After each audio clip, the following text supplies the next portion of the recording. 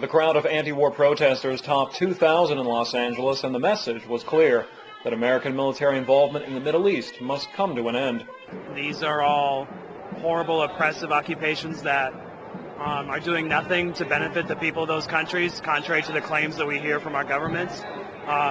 They're not bringing about democracy, they're not bringing about peace, they're just basically bringing about death and destruction. Randy Childs is one of the organizers of the rally. He says events like these are the only way to stop these occupations. The more of us that, here in this country and around the world that come out and say, no one has the right to occupy another country, and the more that people stand up about that, the closer we get to being able to actually make the government change what it's doing.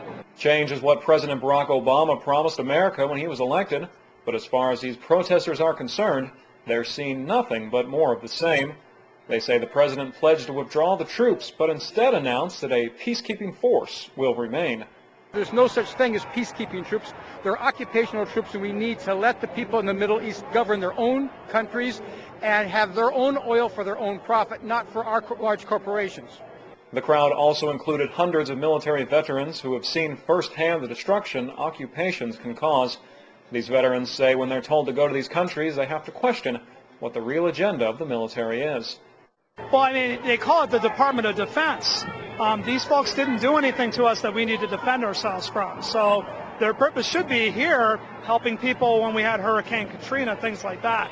Defending us if there was actually someone invading us, not invading other people. For the military's part, there were also veterans there who were in support of America's efforts in the Middle East. They say it was clear to them that the United States' actions have made Iraq and the world a safer place. After the rally, the thousands of protesters set out on a march, taking their anti-war message straight through the heart of Hollywood. Their destination is the Hollywood Armed Forces Recruitment Center, located about 2 miles away from where the rally began. Los Angeles police blocked off a major stretch of Hollywood Boulevard to accommodate the marchers. Cars were diverted as foot traffic dominated one of the city's busiest areas. Once the protesters reached the recruitment center, they gathered around the front of the building as police dressed in riot gear blocked the front entrance.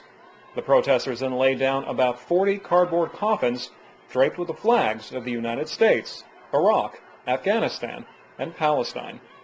Ross Frasier, Press TV, Los Angeles.